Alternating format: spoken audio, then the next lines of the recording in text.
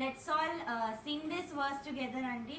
యెహోవా నిస్సి నాకు జయం ఇచ్చును. Because let's not sing this just like a song, but let us declare this, because this year Jesus has given us the victory and there is still time. మన లైఫ్లో ఇంకా ఏమైనా సిచ్యువేషన్స్లో ఉన్నాం, నాకు జయం కావాలి దేవా అని ఉన్న పరిస్థితిలో ఉన్నారంటే let's all Singh this and declare this together.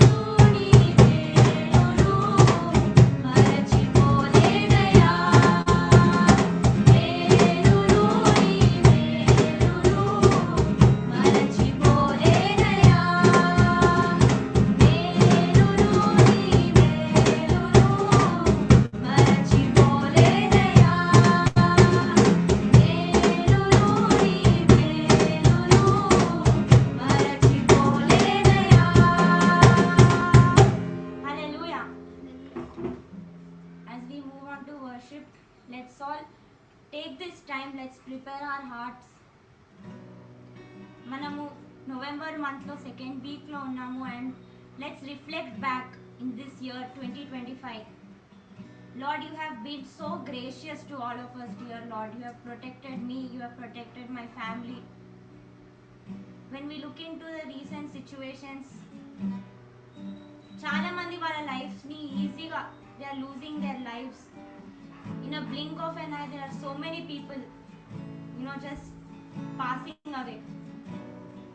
కానీ నేను స్కూల్కి వెళ్ళినప్పుడైనా lord whenever I'm traveling out, oh Lord God, నన్ను from Satan's attack you are protecting me, oh Lord God. అలాంటి వాళ్ళు ఉన్నట్లయితే let's all sing this song together. Let's declare this just like Samuel declared, you are Ebenezer, oh God. You are our stone of help, oh Lord. Lord God. నా జీవితంలో ఎబినేజర్గా ఉన్నందుకు I will praise you lord.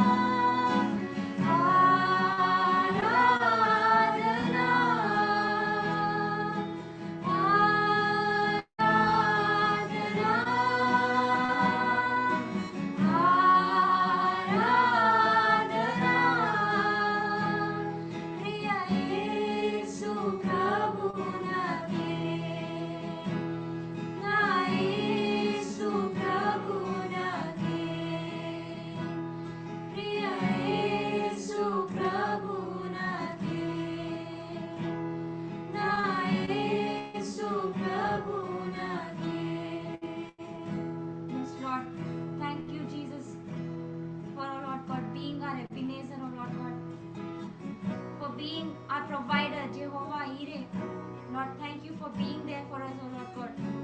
In situations where we knew, oh Lord God, that we couldn't have come out, it was only your help, oh Lord God. We sing these, we worship this, we use these songs to worship you, O Lord God, not because you have done something, O Lord God, but because you are worthy, O Lord God.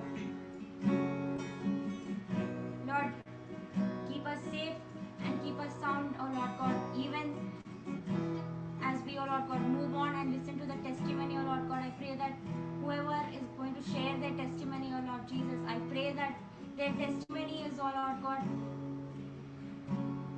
being moved, O Lord God, through others who listen to it, O Lord God. And we thank you for doing good things in our life, O Lord God. Thank you for being a good God in our life, O Lord God. We worship you, we praise you, we lift your name on high, O Lord God. Lord, as we submit this worship unto your feet, humbly, O Lord God, we pray that you accept this, O Lord God, as sweet aroma, O Lord God. I pray that this blesses everyone, O Lord God. As we move on, O Lord God, I pray that you bestow your spirit, O Lord God, on each of us, O Lord God, submitting this in your feet. With most humble heart, O Lord God, we ask and pray in the name of Jesus. Amen. Amen amen praise the Lord. ఇప్పుడు వరకు కూడా దేవుని స్తుతిస్తూ హెచ్చిస్తూ ఘనపరుస్తూ మరి మహిమ నీకే అని చెప్పి దేవునికి మరి మరి స్తుతులు చెల్లిస్తూ ఇప్పుడు వరకు స్తుతి ఆరాధన నడిపించినటువంటి చోజన్ బ్యాండ్ టీం వారికి హృదయపూర్వక ధన్యవాదాలు. మరి అటువంటి స్థుతి యాటిట్యూడ్లో ఉండి మనం ముందుకు వెళ్దామండి. మరి ఈ సమయంలో మనము ఒక సాక్ష్యం వినబోతున్నాము. మరి యొక్క గ్లోబల్ తెలుగు ఫెలోషిప్లో we give opportunities to our Telugu members to share the testimonies and the great things that our dear Lord has done in their lives. ఈరోజు మన మధ్యలో బ్రదర్ మోజెస్ గారు ఉంటున్నారండి. వారు మరి హైదరాబాద్లో సివిల్ ఇంజనీర్గా పనిచేస్తున్నారు. మరి వారు ఒరిజినలీ ఫ్రమ్ చేమకుర్తి, ఒంగోలు. అక్కడ మరి అపోస్తలిక్ హోలీ స్పిరిట్ మినిస్ట్రీస్ ద్వారా కూడా వారు పరిచర్యలు చేస్తున్నారు. మరి ఎంతో ప్యాషనేట్గా ఉంటూ అనేక మరి బైబిల్ స్టడీస్ వాటిలో పాల్గొంటుంటారు. మరి యొక్క గ్లోబల్ తెలుగు ఫెలోషిప్ ఈ లైబ్రరీలో కూడా యాక్టివ్గా ఉంటూ మరి వారికి అవసరమైనటువంటి లైబ్రరీ బుక్స్ కొరకు నన్ను కాంటాక్ట్ చేయటం జరుగుతుంటుంది అప్పుడప్పుడు. మరి ఈ మధ్య ఆ రీతిగా ఉన్నప్పుడు వారిని ఈరోజు సాక్ష్యం చెప్పమని అడిగితే వెంటనే అంగీకరించి మన మధ్యలో ఉంటున్నారు. Now I give this time to Brother Moses to share his testimony. Over to brother. Praise the Lord, brother. Praise the Lord. Praise the Lord. Yes, brother. Go ahead. Yes. Yeah. ప్రభు యేసుక్రీస్తు నామములో కూడి వచ్చిన మీ అందరికీ శుభములు తెలియపరుస్తున్నాను. ముందుగా దేవాది దేవునికి, అలాగే ఈ యొక్క సమయం ఇచ్చిన పరిశుద్ధాత్మ దేవునికి నేను కృతజ్ఞతాస్తుతులు చెల్లిస్తున్నాను. హల్లెలూయా. అయితే ఈ యొక్క సమయంలో దేవుడు ఈ రీతిగా సాక్ష్యం చెప్పడానికి దేవుడు నాకు ఇచ్చిన అవకాశాన్ని బట్టి కూడా దేవాది దేవునికి నేను మహిమ చెల్లిస్తున్నాను. Hallelujah, hallelujah. Thank you Jesus. సాక్ష్యాన్ని పంచుకోవడానికి చిన్న ప్రార్థన చేసుకున్నామండి. హల్లెలూయా, హల్లెలూయా, హల్లెలూయా, హల్లెలూయా, హల్లెలూయా, హల్లెలూయా. తండ్రి నీకు స్తోత్రం నాయన. పరిశుద్ధాత్మ దేవా నీకు వదనాలు దేవా. తండ్రి ఈ యొక్క ఫెలోషిప్లో తండ్రి ప్రభా నీ సాక్ష్యమును దేవా పంచుకునే కృపను ఇస్తున్నారు. అందరి బట్టి వదనాలు దేవా. అయ్యా ప్రభా, చెప్పబడుతున్న ప్రతి మాట నీ నామానికి మహిమ కలుగును గాక. వింటున్న ప్రతి బిడ్డ అయ్యా దేవా నిన్ను స్తుతించి నీ నామాన్ని మహిమపరచుదురు గాక. అని అయ్యా నేను సాక్ష్యమును తెలియపరచబోతుండగా పరిశుద్ధాత్మ దేవా మీరు మాతో మాట్లాడండి, మీరు మాకు బోధించండి. అయ్యా అనేక మంది బిడ్డలను అయ్యా మీరు పురుకొల్పండి, యవన బిడ్డలు మీరు పట్టుకోండి.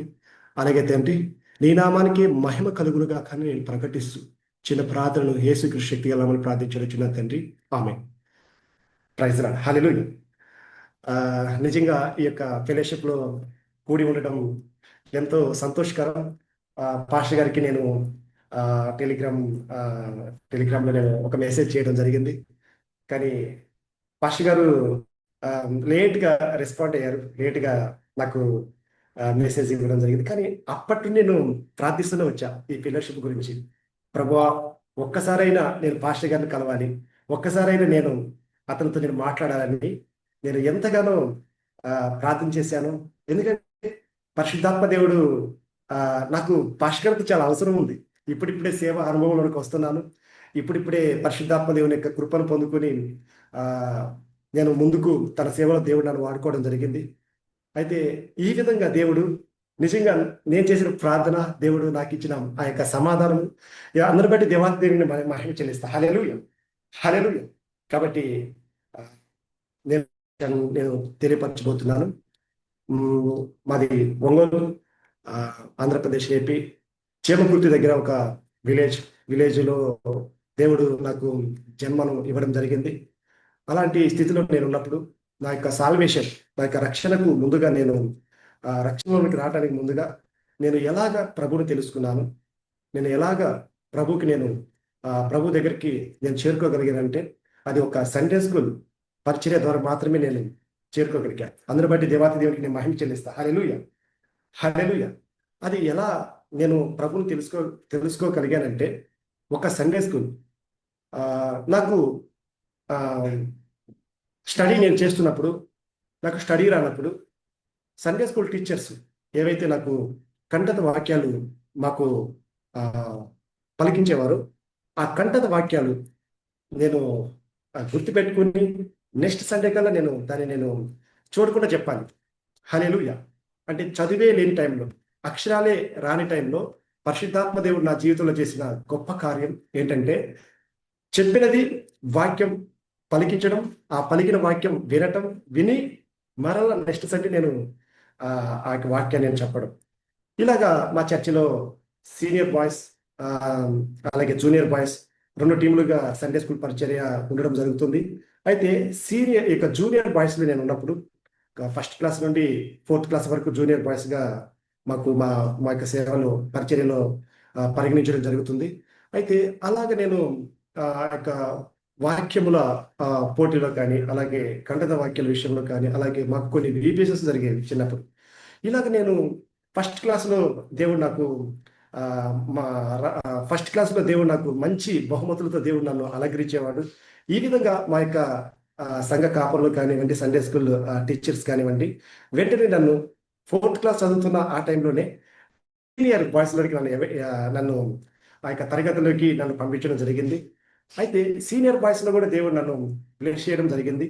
అయితే నేను 6th క్లాస్ చదివే ఆ యొక్క సమయంలో మాకు ఒక VBS జరిగింది. ఆ VBSలో అనేక సంఘాల వారు మా యొక్క చర్చికి రావడం, తర్వాత అనేక డినామినేషన్స్ వారు సంఘంలో పాల్గొనడం.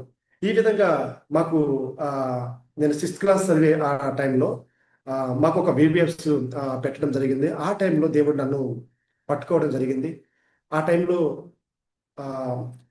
అనేక సంఘాల వారు ఎవరైతే వచ్చారో వీరందరికంటే మాకు ఒక వాక్యముల పరీక్ష, మాకు యొక్క టెస్ట్ మాకు పెట్టడం, తర్వాత కొన్ని కంఠత వాక్యాలు చూడకుండా చెప్పడము, ఇవన్నీ ఏవైతే కొన్ని గేమ్స్ మాకు పెట్టడం, ఇవన్నీ ఏవైతే మాకు పెట్టారో ప్రతి దాంట్లో దేవుడే నా యొక్క తలను పైకెత్తాడు. అందరి బట్టి దేవాతి దేవుడికి మహిమ చెల్లిస్తా. హల్లెలూయా. ఇదంతా చూసిన సంఘ సభ్యులు, సంఘ పెద్దలు, పాస్టర్ గారు వీరందరూ నన్ను సండే స్కూల్ టీచర్గా 7th క్లాస్లోనే మీరు సండే స్కూల్గా మీరు ఉండాలి, టీచర్గా ఉండాలని చెప్పేసి కొంతమంది బిడ్డలు ఆ యొక్క పరిచయం చేయడానికి, చిల్డ్రన్ మినిస్ట్రీ చేయడానికి దేవుడు నాకు 7th క్లాస్లోనే నాకు ఒక మంచి అవకాశం ఇచ్చారు. అందరి బట్టి దేవుడికి నేను మహిమ చెల్లిస్తాను. హల్లెలూయా. ఎందుకు అంటే ప్రభు చెప్పేవారు, పిల్లలందరూ వచ్చి సార్ సార్ సార్ అంటుంటే, నా దగ్గరకు వచ్చి సార్ సార్ సార్ అంటుంటే, అరే మీరు నన్ను సార్ అనొద్దు, ఎందుకంటే నేనే బాలుణ్ణి, మీరు నన్ను సార్ అంటే నాకు చాలా పాస్టర్ ముందు, తర్వాత పెద్దల ముందు కొంచెం సిగ్గుపడుతూ ఉండేవాడిని. ఆ టైంలో పాస్టర్ గారు నాకు సండే స్కూల్ టీచర్ అయ్యావు, బాప్తిజం పొందవా అని నాకు కొన్ని ప్రశ్నల మీద ప్రశ్నలు వేసేది. నేను అనుకునేవాడిని, ఏంటి ప్రభువా, నాకు బాప్తిజం అంటే ఏంటో తెలియదు, పాపం అంటే ఏంటో తెలియదు, ఇలాంటి టైంలో ఈ బాప్తిజం అంటారేంటి అని చెప్పేసి నేను 3 ఇయర్స్ నేను లేట్ చేశాను బాప్తిజం పొందుకోకుండా. అయితే నేను 7th క్లాస్ చదివే టైంలో పరిశుద్ధాత్మ దేవుడు వాక్య రూపంలో దేవుడు నాతో మాట్లాడడం జరిగింది. ఆ వాక్యం ఏంటంటే రోమిలకు రాసిన 12వ అధ్యాయము 1-2 వచనాల్లో ఉంటుంది. మీరు మీ మనసు మారి నూతన పరచబడి రూపాంతరం పొందుడి అనేటువంటి వాక్యం నా హృదయాన్ని తాకింది. అందరి బట్టి దేవునికి నేను మహిమ చెల్లిస్తా. హల్లెలూయా. అయితే మీ మనసు మారి నూతన పరచబడి రూపాంతరం పొందుడి అని చెప్తున్న ఆ వాక్యంలో మనసులో తర్వాత మనం మాట్లాడే మాటకు శక్తి ఉంటుందని, తర్వాత ఆ యొక్క మన యొక్క థింకింగ్ అలాగే ఫీలింగ్స్, అలాగే నిర్ణయాలు, ఊహలు చిత్తముగా అవి మారుతాయని, అవి మాటల రూపంలో వస్తాయని, ఇవన్నీ కూడా మనసులో జరుగుతాయని, ఇవన్నీ నేను వింటూ ఉన్నప్పుడు నేను దేవుడిని అడిగా, ప్రభా నిజంగా మాటతో ఏదైనా పలికితే అది జరుగుతుందా?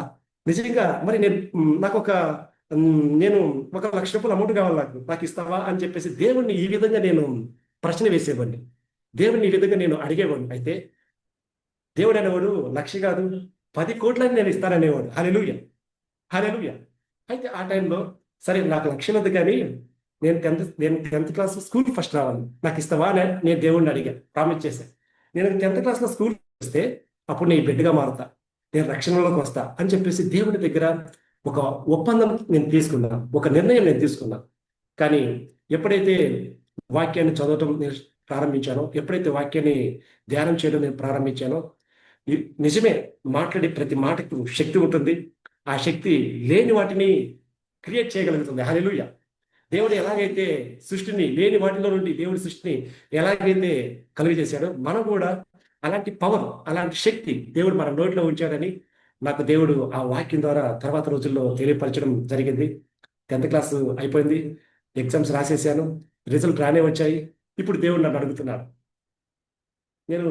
నువ్వు అడిగావు కదా, ₹1,00,000 అడిగావు కదా, ఇదే నీకు 10 కోట్లు ఇవ్వడానికి ఇదే ఒక సూచన దేవుడు చెప్పాడు నాకు. హల్లెలూయా, హల్లెలూయా. అలాగే దేవుడు నాకు మాట్లాడుతున్నప్పుడు ఇంకా రక్షణలో నేను లేట్ చేయకూడదు అని చెప్పేసి ప్రభువుకి ఇచ్చిన మాట ప్రకారం నేను 10th క్లాస్ అయిపోయిన తర్వాత నేను బాప్తిజం పొందడం జరిగింది. అలాగే 7th క్లాస్ నుండి బీటెక్ కంప్లీట్ అయ్యేంత వరకు 11 ఇయర్స్ 11 సంవత్సరాలు బిడ్డలకు సండే స్కూల్ పరిచయం చేసే కృపను నాకు దేవుడు ఇచ్చాడు. అందరి బట్టి దేవునికి నేను మహిమ చెల్లిస్తా. హల్లెలూయా. అయితే బాప్తిజం పొందుకున్న తర్వాత పొందుకంటే ముందుగా నేను 7th క్లాస్ నుండి ఎక్కడ మీటింగ్స్కి వెళ్ళినా, ఎక్కడ పరిచర్యకి వెళ్ళినా కూడా ప్రభు సూటిగా స్పష్టంగా నాతోనే మాట్లాడేవాడు. యవనుడా, నువ్వు ఎంతకాలం లేట్ చేస్తావు రక్షణ పొందకుండా అని దేవుడు సూటిగా నాతో మాట్లాడాడు. కానీ నేను 3 సంవత్సరాల వరకు దాన్ని వాయిదా వేయడం జరిగింది. అయితే ప్రభు కృపను బట్టి ఒకవేళ నేను 7th బాప్తిజం పొందుంటే ఈ రోజు నా లైఫ్ వేరే విధంగా ఉంటేనేమో, నాకు తెలియదు. హల్లెలూయా. కానీ దేవా, నేను లేట్ చేశాను, దేవా నన్ను క్షమించు ప్రభు అని చెప్పేసి దేవుని దగ్గర నేను అడగడం జరిగింది. అయితే బాప్తిజం పొందడానికి ముందుగా ఉన్న చిల్డ్రన్స్లో నేనే చిన్నోడిని. అప్పుడు 15 సంవత్సరాలు ఏమో ఉంటే చిన్న ఏజ్, కానీ నాకేమో సిగ్గుగా ఉంటుంది. ఒకరోజు అందరూ ఆ యొక్క బాప్తిజ అనుభవంలోకి వచ్చినప్పుడు అందరూ పెద్ద పెద్దవాళ్ళు, నేను ఒక్కడిని బాలుడుగా ఉన్నాను. అయితే నాకు సిగ్గుతో, అరే నువ్వు కూడా నాకు తోడు రారా అని చెప్పేసి మా ఫ్రెండ్ని నేను బాప్తిజంలోకి తీసుకెళ్ళా. హల్లెలూయా. అందుని బట్టి నాతో పాటు అతనికి బాప్తిజం, ఇద్దరం కలిసి బాప్తిజం పొందాం ఆ రోజు. అయితే ఆ రోజు జనవరి 2013 జనవరి 6th సండే రోజు ఈవినింగ్ 5 గంటల టైంలో, ఆ సమయంలో నేను బాప్తిజం పొందడం జరిగింది. ఆ టైంలో బాప్తిజం పొందుతున్నప్పుడు పరిశుద్ధాత్మ దేవుడు నాకు కొన్ని రెవల్యూషన్ ఇవ్వడం జరిగింది. ప్రభు యేసుక్రీస్తు వారి మీద ఎలాగైతే పావురం వలె దేవుని ఆత్మ దిగవచ్చిందో అలాంటి అనుభవాన్ని నేను పొందుకోగలిగాను. అప్పుడు నాకు దేవుడు చెప్పాడు, నేను వాడుకోబోతున్నాను, నీవు నా పరిచర్యలో వాడబడాలి. బాల్యంలో నేను సండే స్కూల్ స్టూడెంట్గా ఆశీర్వదించాను. యవనంలో టీనేజ్లో నేను ఒక సండే స్కూల్ టీచర్గా నేను దీవించాను. అలాగే ఫ్యూచర్లో భవిష్యత్తులో నేను వాడుకోబోతున్నానని ఆ రోజు దేవుడు నాతో మాట్లాడాడు. అందరి బట్టి దేవునికి మహిమ చెల్లిస్తా. హల్లెలూయా, హల్లెలూయా. ఆ రోజు దేవుడు నాకు ఇచ్చిన వాగ్దానం ఏంటంటే, అబ్రహాంతో దేవుడు చెప్పిన వాగ్దానం, నేను శపించేవారిని నేను శపిస్తా, నిన్ను దీవించేవారిని నేను దీవిస్తా, సమస్త వంశములు నీ వలన దీవించబడను, ఆశీర్వదించబడను అని చెప్పిన వాగ్దానంతో దేవుడు నాతో మాట్లాడడం జరిగింది. ఎప్పుడైతే బాప్తిజం పొందానో, బాప్తిజం పొందిన తర్వాత ప్రభు అయిన యేసుక్రీస్తే నిజమైన దేవుడు, రక్షకుడు నేను నమ్మగలిగా. హల్లెలూయా. అప్పటి వరకు ఏదో దేవుడు కొన్ని మంచిగా స్టడీ చేస్తున్నాను కాబట్టి నా జ్ఞానాన్ని బట్టి నేను ఈ గిఫ్ట్లు పొందుకుంటున్నాను, నాకున్న టాలెంట్స్ని బట్టి నేను ఈ యొక్క అన్ని బహుమతులు అన్ని పేరు ప్రఖ్యాతులు నేను పొందుకోగలుగుతున్నాను అనుకునేవాడిని. కానీ నిజంగా బాప్తిసం పొందిన తర్వాత నిజమైన దేవుడు అంటే ఇంతకుముందు తెలియదా అంటే అప్పుడు తెలిసి తెలియని వయసు పేరెంట్స్ చెప్పడం వల్ల లేకుంటే సంఘ సేవకులు చెప్పడం వల్ల ఈ విధంగా విశ్వాసం ఉంచదు. కానీ బాప్తిసం పొందిన తర్వాత పూర్తి పరిశుద్ధాత్మలోనికి దేవుడు నన్ను నడిపించాడు. ఎలా నడిపించాడంటే ఇంటర్మీడియట్ చదువుతున్న టైంలో పాపం చేయడానికి ఎన్నో అవకాశాలు వచ్చాయి. నేను అనుకునేవాడిని, ప్రభువా ఇంతకుముందు లేదు ఈ స్థితి, స్థితిలోనికి నాకు ఎదురవుతున్నాయి, ఇలాంటి సమస్యలు నాకు ఎదురవుతున్నాయని దేవుని దగ్గర నేను ప్రార్థిస్తున్నప్పుడు ప్రభు చెప్పే మాట ఏంటంటే, ప్రభు చెప్తున్న ఆ యొక్క మాట ఏంటంటే, నేను ఎవరినో నీకు తెలియపరచడం కోసం, నా సన్నిధి ఏంటో చేసుకోవటం కోసం నేను ఇలాంటి కార్యాలు నీ జీవితంలో చేయబోతున్నా, నువ్వు పరిశుద్ధంగా జీవించాలని అని చెప్పేసి దేవుడు నాతో మాట్లాడేవాడు. ఆ విధంగా పాపంలో పడిపోకుండా తర్వాత నాకు ఒక అమ్మాయిని చూడాలన్నా కూడా నాకు వెంటనే నేను ఒక సండే స్కూల్ టీచర్ని, ఎందుకంటే మీలో అనేకులు బోధకులు కాకుండా ఉండకూడదు అంటాడు. ఎందుకంటే బోధకులకు తీర్పు ఎక్కువ ఉండిద్దంట, అధికమైన తీర్పు ఉండిద్దంట, యాకోబు రాసిన పత్రికలో ఉంటుంది. హల్లెలూయా. ఈ మాట నాకు సేవకు రావడానికి ఎంతో భయం, చాలాసార్లు నేను ధైర్యంగా నేను ఉండలేని పరిస్థితి ఏర్పడింది. కానీ సండే స్కూల్ టీచర్గా ఉంటూ పిల్లలకి అరే అబద్ధాలు ఆడొద్దు, దొంగతనాలు చేయొద్దు, చెడ్డ మాట్లాడొద్దు అని ఇలా టీచింగ్ చేస్తూ నేను ఈ విధంగా ఉంటే దేవుడు నన్ను ఎక్కడుగుతాడు కదా అని ఇలాంటి భయంతో నేను ఉండేవాడిని. అయితే ప్రభు తన కార్యమును బట్టి నా జీవితంలో గొప్ప కార్యం చేశారు. అయితే ఇంటర్మీడియట్ అయిపోయిన తర్వాత నేను బైబిల్ కాలేజీకి వెళ్దాం అనుకున్నాను. కానీ మా యొక్క సేవకులు కానీ మా పేరెంట్స్ కానీ మీరు చదవాలి, రానున్న రోజుల్లో సేవ చేయాలంటే జ్ఞానం అనేది చాలా అవసరం, నన్ను చదవమన్నారు. నేను వెంటనే బీటెక్ సివిల్ ఇంజనీరింగ్గా నేను జాయిన్ అయ్యాను. బీటెక్ కంప్లీట్ అయిన తర్వాత ఈ విధంగా హైదరాబాద్ రావడం, తర్వాత హైదరాబాద్లో దేవుడు కొంతమంది వ్యక్తులతో పరిచయాన్ని ఏర్పాటు చేయడం. ఆఫీసులో ఉన్నాను, సారీ.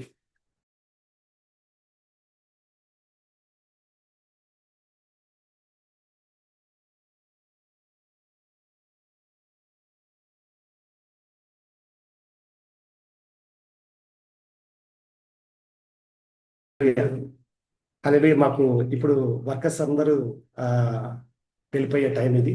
డోర్లో దయతో క్షమించండి. హల్లెలూయా. ఓకే, చిన్నపాటి డిస్టర్బెన్స్, దయతో క్షమించండి. ఓకే, అయితే ఈ విధంగా నేను ఉంటున్న టైంలో హైదరాబాద్ రావడం, తర్వాత ఉద్యోగ రీతిలో ఇలా ఉండడం, దేవుడు కొంతమంది ధనవంతులతో తర్వాత పరిచయాలు ఏర్పడటం, తర్వాత డబ్బున్న వారు వారి యొక్క విధానాలు ఎలా ఉంటాయి, లోకం అంటే ఏంటి, యొక్క నటన ఏంటి, లోకంలో ఉన్నదంతా శరీరాశ, నేత్రాశ, జీవపటం, ఇవన్నీ అన్ని దేవుడు నాకు తెలియపరచుడు వస్తున్నాడు. మనుషుల యొక్క విధానాలు, తర్వాత మనుషుల యొక్క ఆలోచనలు ఎలా ఉన్నాయో ప్రపంచంలో దేవుడు నాకు చూపిస్తున్నప్పుడు ప్రతిదీ నాకు నేర్పిస్తూనే వస్తున్నాడు. ఇలాగ నేను ఉద్యోగం చేస్తూ ఇలాగ ఉంటున్న టైంలో పరిశుద్ధాత్మ దేవుడు ఒక రోజున గత 2023 గత 2 years బ్యాక్ సెప్టెంబర్ 5వ తారీఖున దేవుడు నన్ను ముట్టాడు. పరిశుద్ధాత్మతో దేవుడు నన్ను అభిషేకించారు. ఆ రోజు టీచర్స్ డే, సెప్టెంబర్ 5th ఆ రోజు ఎలా దేవుడు నాతో మాట్లాడాడంటే 7th క్లాస్ నుండి నేను దేవుడు నన్ను వాడుకున్న విధానము ఇవన్నీ జ్ఞాపకం చేస్తూ ప్రభు ఆ రోజు నాతో ఎలా మాట్లాడాడంటే, నేను ఒక 7 గంటల టైంలో HSC యూనివర్సిటీని హోలీ స్పిరిట్ క్రిస్టియన్ అసోసియేషన్ అనే ఒక బైబిల్ కాలేజీ ఉంది, వాళ్ళది కూడా ఆన్లైన్ పరిచర్య ఉంటుంది హైదరాబాద్లో, సికింద్రాబాద్లో ఉంటుంది HSC యూనివర్సిటీ అని. అందులో నేను నాకు తెలిసిన ఫ్రెండ్స్ ద్వారా అందులో నేను జాయిన్ అవ్వడం జరిగింది. అలాగా వారి యొక్క టీంలో నేను ప్రతి ఎవ్రీడే 7 నుండి 9 వరకు వారికి ఇలానే ఎవ్రీడే ఒక్కొక్క ప్రొఫెసర్ వచ్చేసి ఒక్కొక్క సబ్జెక్ట్ గురించి బోధిస్తుంటారు. ఇలాగ నేను వాక్యాన్ని నేర్చుకుంటూ ఉండగా, ఇలాగ వాక్యాన్ని నేను స్టడీ చేస్తూ ఉండగా, ఒక రోజున ఆ రోజు అంతా డ్యూటీ అంతా కంప్లీట్ అయిపోయింది. 7 గంటల టైంలో మాకు జూమ్ స్టార్ట్ అయింది. 7 గంటల నుండి 9 గంటల వరకు ఆ యొక్క జూమ్ మీటింగ్ ఉంటుంది. ఆ టైంలో 2 గంటల వరకు దేవుడిని స్తుతించాను, ఆరాధించాను. తర్వాత 9 నుండి 10 వరకు మరొక గూగుల్ మీట్ ఒకటి ఉంటుంది. అప్పటికి దేవుడు నాకు ఇంకా పరిచర్యను ఇవ్వలేదు, ఇంకా నాకు పరిచర్య ఇంకా స్టార్ట్ కాలేదు అప్పటికి. అందులో వాక్యం వినటానికి వెళ్ళాను. కానీ అందులో వాక్యం వింటూ తర్వాత అదే టీం వారు, అదే గూగుల్ మీట్ వారు మళ్ళీ 10 నుండి 10:30 వరకు వారు ప్రేయర్స్ ఉంటాయి. ఆ ప్రేయర్స్లో దేవుడు ఒక 2 మినిట్స్ 2 నిమిషాల వాక్యం మీరు చెప్పాలి అని చెప్పేసి దేవుడు ఒక 2 నిమిషాల టైం నాకు ఇచ్చారు ఆ టీంలో. కానీ నేను అనుకునేవాడిని, ప్రభు ఒక 10 మినిట్స్ అయినా అయితే బాగుండు, హాఫ్ అన్ అవర్ అయినా బాగుంది, కానీ 2 నిమిషాల వాక్యం ఎలా ప్రభు అని చెప్పేసి దేవుడిని అడుగుతున్నప్పుడు 2 నిమిషాల వాక్యం వారిని తాకింది. నెక్స్ట్ డే వారు నాకు, మీరు 1 అవర్ వాక్యం చెప్పాలి మా టీంలో అని చెప్పేసి వారు నాకు ఇన్విటేషన్ ఇచ్చారు. బట్టి దేవుడికి మహిమ చెల్లిస్తా. హల్లెలూయా, హల్లెలూయా. అయితే ఇలాగా ఉంటున్న టైంలో 10:30 వరకు ప్రేయర్స్ అయిపోయాయి. 10:30 నుండి 11:30 వరకు నేను దేవుని స్తుతించడం స్టార్ట్ చేశాను. ప్రభువా 2 నిమిషాల వాక్యం ద్వారా నాకు 1 అవర్ టైం ఇచ్చావు నువ్వు, నేనంటే నీకు అంత ప్రేమ, అంత ఇష్టమా అని దేవుడు నేను స్తుతిస్తూ ఆరాధిస్తూ ఉంటున్న టైంలో పరిశుద్ధాత్మ దేవుడు 1 అవర్ 11:30 వరకు, 10:30 నుండి 11:30 వరకు దేవుని స్తుతించడం స్టార్ట్ చేశాను. తర్వాత 11:40కి నేను ప్రేయర్లో కూర్చున్నాను. 11:40కి నేను ప్రేయర్లో కూర్చున్నాను. నైట్ అర్ధరాత్రి 11:40 నుండి 12:10 వరకు హాఫ్ అన్ అవర్ దేవుడితో మాట్లాడుతున్నప్పుడు నా స్వరం నాకు మారడాన్ని నేను చూశాను. నాకు మానవ స్వరంపై భాషలు, అన్య భాషలు ఉంటారు కదా బైబిల్లో, హోలీ స్పిరిట్ గిఫ్ట్స్, అవి దేవుడు నాకు మాట్లాడుతున్నప్పుడు నాకు తెలియకుండానే దేవుడు నాతో నా స్వరం వాయిస్ చేంజ్ అయిపోయింది. ఇదేంటి వాయిస్ చేంజ్ అయిపోతుంది అని చెప్పేసి నాకు అర్థం కాలేదు. నాకు కొంచెం భయం వేస్తుంది. ఒంటరిగా ఉన్న రూమ్లో ఎవ్వరు లేరు, ఏమన్నా అవుతుందా ఏంటి అలాంటి ఫీలింగ్ కలుగుతుంది. కానీ దేవుడు తాగుతున్నాడు అనేది నాకు తెలుస్తుంది, పరిశుద్ధాత్మ దేవుడు నన్ను ముడుతున్నాడు అనేది నాకు తెలుస్తుంది. హాఫ్ అన్ అవర్ 11:40 నుండి 12:10 వరకు నేను దేవుని స్తుతిస్తూ దేవుణ్ణి ఆరాధిస్తున్న టైంలో ప్రార్థన అయిపోయింది. మళ్ళీ 10 మినిట్స్ మళ్ళీ దేవుని వర్షిప్ చేశాను, దేవుని ఆరాధించాను. కానీ ఆ టైము 12:20 అయింది, అర్ధరాత్రి. ఆ టైం నేను పడక మీద పడుకున్న టైంలో ఒక బలమైన మాటలు నా కడుపులో నుండి, నా హృదయంలో నుండి కొన్ని బలమైన మాటలు నా హృదయంలో నుండి నా గొంతు దగ్గరకు వచ్చి నా వాయిస్, నా నాలుగు కింద కొన్ని బలమైన పదాలు మాట్లాడుతున్నాయి. కానీ పరిశుద్ధాత్మ దేవుడు చెప్తున్నాడు, ఈ పదాలను పలికితే ఇవి నేను నీకు ఇస్తున్నాను, వీటిని పలుకు అని చెప్పేసి పరిశుద్ధాత్మ దేవుడు నాకు చెప్తున్నాడు. అయ్యో బాబోయ్, వీటిని పలికితే దేవుడు నాకు ఇస్తున్నాడు అనే ఫీలింగ్ నాకు కలుగుతుంది. అలాంటి టైంలో దేవుడు చెప్తున్నాడు, వెంటనే నువ్వు పలికేది రికార్డ్ చేసుకో అని చెప్పేసి మొబైల్ తీసుకోమన్నారు. వెంటనే ఆ మొబైల్ తీసుకున్నాను. ఒక మాట పలికాను. ఒక మాట తర్వాత మరొక మాట కి రా బా షి కి లో రో బో కో రే కే కి రి బే బే బే ఇలాంటి భాషలతో దేవుడు నాకు మాట్లాడడం జరిగింది. ఇలాగా మాట్లాడుతూ ఉన్నప్పుడు పరిశుద్ధాత్మ దేవుడు అక్కడ కొన్ని దూతలు, ఇవన్నీ మన కళ్ళకి కనపడవు కానీ ఆత్మలోకంలో ఇవన్నీ జరుగుతాయి. కొన్ని దూతలు వేగిరి పడుతున్నాయి. అయితే నేను మాట్లాడతానా, ఆ మాటలు మాట్లాడుతున్నప్పుడు అవి చప్పట్లు కొట్టడానికి సంతోషంగా సిద్ధపడి ఉన్నాయి. హల్లెలూయా. అలాంటి అనుభవంలోనికి దేవుడు నన్ను తీసుకెళ్తున్నప్పుడు అక్కడి నుండి నా పరిచర్య అనేది ప్రారంభమైంది. వెంటనే నేను ఇలాగా గూగుల్ మీట్లో వేరే ఫ్రెండ్స్ ద్వారా ఎవరైతే 2 నిమిషాల వాక్యానికి నాకు సమయం ఇచ్చారో వారే వేరే పాస్టర్ గారు వేరే టీం వాళ్ళకి నా నెంబర్ ఇవ్వడం, తర్వాత అతను వాక్యం చెప్పడం. అలాగా సత్యప్రసాద్ అనే ఒక బ్రదర్ యుఎస్ఏలో ఉంటారు. సత్యప్రసాద్ అనే ఒక బ్రదర్ యుఎస్ఏలో ఉంటారు. ఆ బ్రదర్ ద్వారా వారి టీంలో నేను ఎవ్రీ ఫ్రైడే వాక్యాన్ని నేను పంచుకుంటాను. అందులో కువైట్, అలాగే కొన్ని దేశాల నుండి నైజీరియా, కొన్ని దేశాలు మన వాళ్ళు ఎవరైతే తెలుగు వాళ్ళు ఉంటారో వీళ్ళందరూ కూడా అందులో కొంతమంది గ్యాదర్ అవుతూ ఉంటారు. అలాగే దేవుడు నన్ను వాడుకోవడం స్టార్ట్ చేశారు. అలాగే వాడుకుంటూ ఇప్పటి వరకు రేపు నవంబర్ 20కి 2 years కంప్లీట్ అవుతుంది నా పరిచర్యలో నేను ప్రారంభించబడి.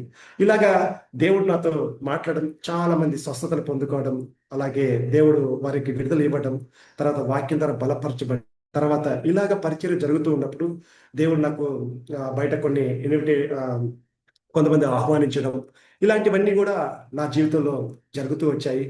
ఇవన్నీ కూడా దేవుని నామానికే మహిమ. హల్లెలూయా, హల్లెలూయా. కానీ నేనేం చెప్తానంటే, నా జీవితంలో నాకు దేవుడు నేర్పించిన పాఠం, బాలుడు నడవలసిన త్రోవలు వాడికి నేర్పితే వాడు పెద్దవాడైనప్పుడు దాని నుండి తొలగిపోడు. హల్లెలూయా. ఎందుకంటే ఇది దేవుని వాక్యం, ఇది సత్యం. కానీ అబద్ధమైన మారిపోతుంది, కానీ సత్యం మాత్రం మారదు. హల్లెలూయా, హల్లెలూయా. ఎందుకు మారదంటే, సత్యం అనేది ఎల్లప్పుడూ నిలిచే ఉంటుంది. మన జుట్టు ఎలా ఉందండి? నల్లగా ఉంటుంది. కానీ ఇది సత్యం కాదు. ఇది సత్యం కాదు. ఎందుకంటే ఇది అబద్ధం. ఎందుకంటే ఈ నల్లగున్న జుట్టు కొన్ని రోజుల తర్వాత తెల్లగా మారుతుంది. హల్లెలూయా, హల్లెలూయా. అంటే నిజం అనేది అబద్ధంగా మారుతుంది, కానీ సత్యం అనేది ఎల్లప్పుడూ నిలిచి ఉంటుంది. ఏంటంటే ఆ సత్యం దేవుని వాక్యం సత్యం. బాలుడు నడవలు త్రోవడం వరకు నేర్పితే వాడు పెద్దవాడు అయినప్పుడు దాని నుండి తొలగిపోవడం అనేది సత్యం. నేను నిన్ను దీవిస్తా, నేను నిన్ను ఆశీర్వదిస్తా, నువ్వు నా బిడ్డగా ఉన్నావు కదా అని చెప్పేసి దేవుని వాక్యం వాగ్దానాలు ఏవైతే ఉన్నాయో అవన్నీ సత్యం. ఆకాశం గతించిపోయినా, భూమి గతించిపోయినా ఆయన చెప్పిన మాటలు ఎప్పుడు గతింపు. కాబట్టి ఇలాగా దేవుడు వాక్యం ద్వారా నాతో మాట్లాడడం, ఇలాగా దేవుడు తన పరిచయం నన్ను వాడుకోవడం ఇలాగా జరుగుతుంది. కాబట్టి నాకు ఈ యొక్క సమయాన్ని ఇచ్చిన పాస్టర్ గారికి ప్రత్యేకమైన వందనాలను తెలియపరుస్తున్నాను పాస్టర్ గారు.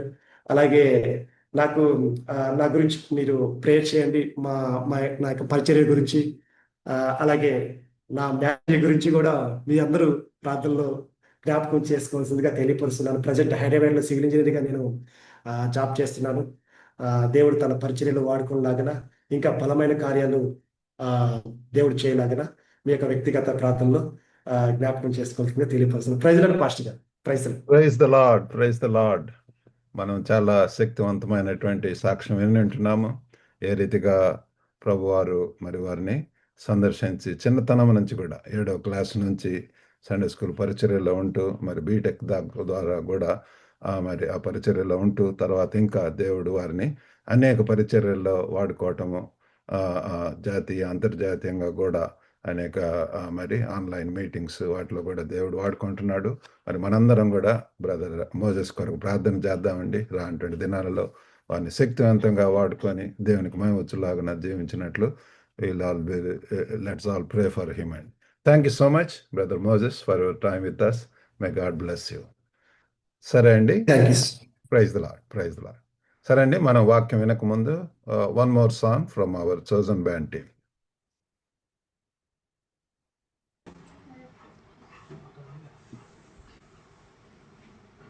ప్రైజ్ ద లార్డ్ అందరికి. ఇప్పుడు మనం నెక్స్ట్ పాడే సాంగ్ ఇమ్మాన్యువల్ దేవా.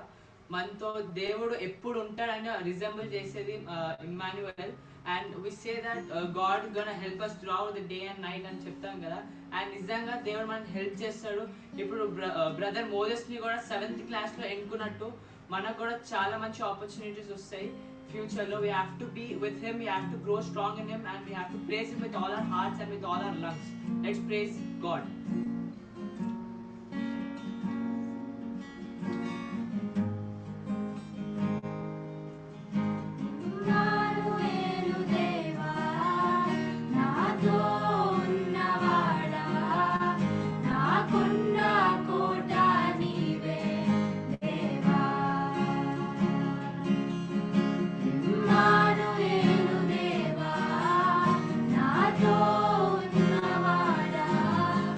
నా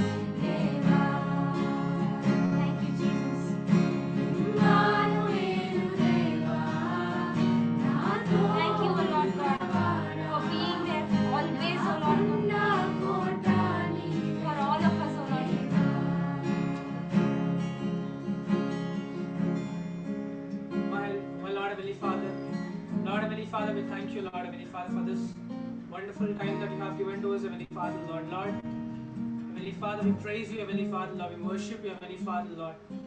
Lord, yes, Heavenly Father, Lord. Lord, we thank you, Lord, Heavenly Father, for always being with us, Heavenly Father, Lord. Lord, Heavenly Father, we thank you, Lord, Heavenly Father, for always being by our side, Heavenly Father, Lord.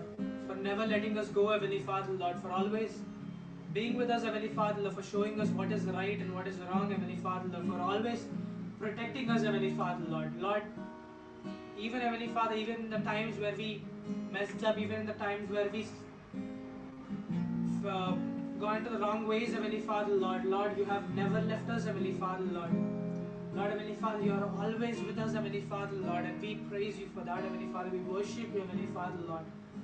Lord, Heavenly Father, we thank you, Lord, Heavenly Father, with all our hearts, Heavenly Father, Lord. We thank you, Lord. We take this time, Heavenly Father, Lord, to worship you, to praise you, Heavenly Father, Lord. Lord, and we come here, Heavenly Father, Lord, to listen to you, Heavenly Father, Lord, to know about you, Heavenly Father, Lord. Lord, as we are going to listen to the word of the Lord, Heavenly Father, Lord, Lord, as we come here, Heavenly Father, with an expectant heart, Heavenly Father, Lord, you feed us with your word, Heavenly Father, Lord. What is it that you want to talk to us, Heavenly Father, Lord? Lord, help us, Heavenly Father, Lord, to open our spiritual ears, Heavenly Father, Lord, that we can receive your word, Heavenly Father, Lord. Lord, we thank you, Heavenly Father, we worship you, Heavenly Father, and we praise you, Lord. In the mighty name of the Lord Jesus Christ of Nazareth, I pray this prayer, Lord. Amen. Amen amen praise the Lord. మరి thank you for that very meaningful song. మనం పాడినటువంటి రీతిగా సంపూర్ణంగా మనం ఆయన యొక్క సర్వస్వంలోనికి సంపూర్ణంగా సమర్పించుకున్నప్పుడు నిజంగా మనకు కొండ అండ మనకు ఆదరణ, మరి మనకు ఎంతగానో దేవుడు సహాయం చేయని అంటున్నాడు. ఆ రీతిగా దేవుడు మనకు సహాయం చేయను గాక. Thank you so much chosen band team. ప్రతి ఒక్కరికి కూడా హృదయపూర్వక ధన్యవాదాలు. God bless you. సరే అండి, ఈ సమయంలో మనం దేవుని యొక్క వాక్యంలోనికి వెళ్దాము. మన మధ్యలో మరి దైవజనులు పాస్టర్ కె జోసఫ్ గారు ఉంటున్నారు. మరి లైఫ్ మినిస్ట్రీస్ నిజాంపట్నం ద్వారా గొప్ప పరిచర్య చేస్తున్నారు. మరి సంఘ పరిచర్య కాకుండా దేవుడు వారిని అనేక ప్రాంతాల్లో దేశ విదేశాల్లో కూడా దేవుడు గొప్పగా వాడుకుంటున్నారండి. Now I give this time to pastor Joseph గారు to share God's word. Praise the Lord pastor. Thank you అండి. Thank you. Praise the Lord. Praise the lord.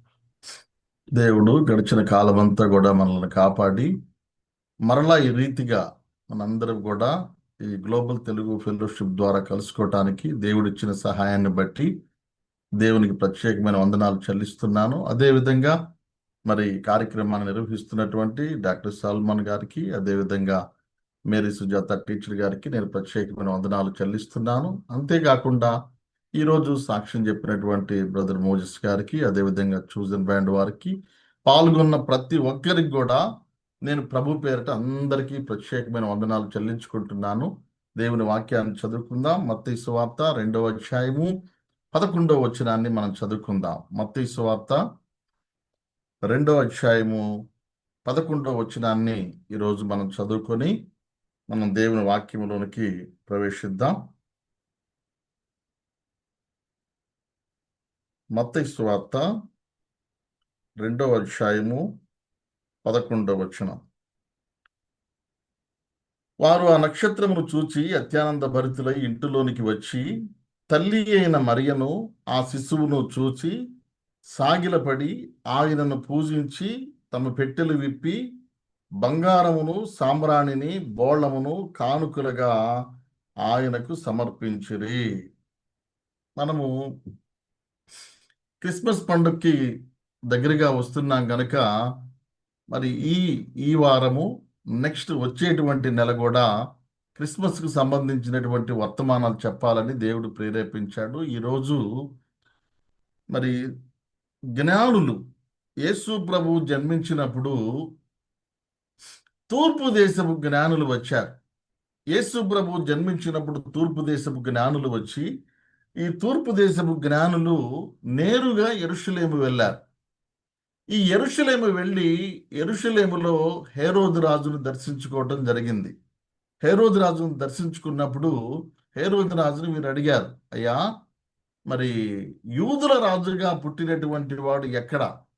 యూదుల రాజు అనేటువంటి ఆయన పుట్టాడు, ఆయన మేము పూజించాలి అని హేరోదు రాజును అడిగారు. హేరోదు రాజును అడిగినప్పుడు హేరోదు రాజు ఎంతో కలవరపడి, యూదుల రాజు పుట్టడం ఏంటి, మరి మాకు ఈ విషయం తెలియదు అని చెప్పేసి చెప్పారండి. వాస్తవంగా యెరూషలేములో ఉన్నవారికి కానీ, ఇశ్రాయేలు దేశంలో ఉన్నవారికి కానీ యేసు ప్రభు యొక్క జన్మ విషయం అనేది తెలియదు. యేసు ప్రభు పుట్టినటువంటి విషయము వారికి తెలియదు. మరి స్థానికంగా ఉన్న వాళ్ళకి యేసు ప్రభు పుట్టినటువంటి విషయం తెలియనప్పుడు, ఎక్కడో విదేశాల్లో, ఏదేదో దేశాల్లో ఉన్నటువంటి వారికి యేసు ప్రభు జన్మించిన విషయం ఎలాగూ తెలుసు? యేసు ప్రభు పుట్టాడని వాళ్ళకి ఎవరు చెప్పారు? వాళ్ళు ఎలా తెలుసుకున్నారు? ఎలా రాగలిగారు అని మనం ఆలోచన చేస్తే దానికి ఒక వాక్యం బైబిల్లో ఉంటుందండి. సంఖ్యాకాండము 24వ అధ్యాయము 17వ వచనంలో, సంఖ్యాకాండము 24:17లో, ఆయనను చూచుచున్నాను గాని ప్రస్తుతం ఉన్నట్టు కాదు, ఆయనను చూచుచున్నాను గాని సమీపమున ఉన్నట్టు కాదు, నక్షత్రము యాకోబులో ఉదయించును, రాజదండము ఇశ్రాయేలులో నుండి లేచును, అది మోయాబు ప్రాంతములను కొట్టును, కలహ వీరులందరినీ నాశనము చేయును. ఈ సంఖ్యాకాండం 24వ అధ్యాయం 17వ వచనములో వ్రాయబడిన విషయం ఏంటంటే, నక్షత్రము యాకోబులో ఉదయించును అంటే, ఈ లోకాన్ని పాలించబోయేటువంటి రాజు, ఈ ప్రపంచాన్ని పరిపాలించబోయేటువంటి రాజు ఆయన యాకోబు సంతానములో నుండి జన్మిస్తాడు. ఆయన జన్మించినప్పుడు ఒక నక్షత్రము, కొత్త నక్షత్రం అనేది ఆకాశంలో కనబడుతుందని ఇక్కడ రాయబడింది. ఈ సంగతి ఈ గ్రంథాలను పరిశీలన చేసే వారికి తెలిసింది కానీ కామన్ పీపుల్కి తెలియదండి. యెరూషలేములో వాళ్ళకి తెలియదు, యెరూషలేములో ఉన్నటువంటి హెరోదు రాజుకు తెలియదు, హేరోదు రాజు సంస్థానంలో ఉన్నటువంటి పండితులకు తెలియదు. ఎందుకంటే వాళ్ళు గ్రంథాలను పరిశీలన చేయడం లేదు. మనం ఎప్పుడైతే గ్రంథాలను బాగా పరిశీలన చేస్తామో, వాక్యాన్ని ఎప్పుడైతే ధ్యానం చేస్తామో, ఆ వాక్యములో ఉన్నటువంటి భవిష్యత్తులో జరగబోయే విషయాలు అక్కడ కనిపిస్తాయి. ఇప్పుడు వీళ్ళు ఏమంటున్నారంటే, యూదుల రాజుగా పుట్టినటువంటి వాడు ఎక్కడా అని అడిగితే, అప్పుడు వాళ్ళు ఏం చెప్పారంటే, నాకు తెలియదు అన్నాడు హేరోదు. నాకు తెలీదు, ఎక్కడ పుట్టాడన్న విషయం కూడా నాకు తెలియదు, కానీ ఆ యూదుల రాజు పుట్టాడని మీరు చెబుతున్నారు కాబట్టి ఆయన ఎక్కడ పుట్టాడో కూడా మీరు వెళ్ళి అడ్రస్ కనుక్కొని నాకు గనక తెలియజేస్తే నేను కూడా వచ్చి ఆ యూదుల రాజును పూజిస్తానని చెప్పేసి జ్ఞానులతో చెప్పాడు. అప్పుడు జ్ఞానులు ముగ్గురు వాళ్ళు లేచి బయలుదేరి వాళ్ళు వెతుక్కుంటూ వెళ్ళారు. ఫైనల్గా యేసు ప్రభు జన్మించినటువంటి బెత్లెహేముకు చేరారు. బెత్లెహేములో ఏ ఇంట్లో ఉన్నారో కూడా కనుక్కున్నారు. ఆ బెత్లెహేము వెళ్ళిపోయిన తర్వాత యేసు ప్రభు ఉన్నటువంటి ఇంటిలోనికి వెళ్ళారండి. వెళ్ళి వారు తమ పెట్టెలను విప్పి ఏం చేశారంట, సాంబ్రాణి, బంగారము, బోళ్ళము, ఈ 3 బహుమానాలు యేసు ప్రభువుకి అర్పించి ఆయనను పూజించి అక్కడ నుండి వాళ్ళు వెళ్ళిపోయినట్టుగా బైబిల్లో మనం చదువుకుంటాం. ఈరోజు మన పాఠ్యభాగం ఏంటంటే, జ్ఞానులు యేసు ప్రభు వారిని దర్శించుకున్నప్పుడు వారు బహుమానాలు ఇచ్చారు. జ్ఞానులు ఇచ్చినటువంటి బహుమానాలు ఏమి తెలియజేస్తున్నాయి? జ్ఞానులు ఇచ్చిన బహుమానాలు నేర్పేటువంటి పాఠం ఏంటో క్లుప్తంగా మనం పరిశీలన చేస్తానికి ప్రయత్నం చేద్దాం. వాళ్ళ ఇంట్లోకి వచ్చారండి. జ్ఞానులు ఇంటిలోనికి వచ్చినప్పుడు ఇంట్లో 2 కనిపించారు. ఎవరిద్దరు కనిపించారంటే, శిశువు కనపడ్డాడు, శిశువు తల్లి కూడా కనిపించడం జరిగింది. ఏసేపు బహుశా బయటికి వెళ్ళి ఉండొచ్చు. జ్ఞానులు వచ్చినప్పుడు ఏసేపు ఉన్నట్టుగా మనం గమనించం, కానీ జ్ఞానులు వచ్చినప్పుడు యేసు ప్రభు వారు అక్కడ ఉన్నాడు, యేసు ప్రభు తల్లి అయిన మరి అక్కడ ఉండటం జరిగింది. అయితే మీరు ఒక విషయం గుర్తుపెట్టుకోవాలి, ఈ వచ్చినటువంటి 3 జ్ఞానులు ఎవరిని పూజించారు? యేసును పూజించారా? యేసు తల్లిని పూజించారా? యేసును పూజించారా? యేసు తల్లిని పూజించారా అంటే వచ్చిన వారందరూ యేసుని పూజించారు. ఎందుకంటే ఆయనే దేవుడు, ఆయనే సృష్టికర్త. యేసు ప్రభువు ముఖ్యము. యేసు ప్రభుని పూజించారండి.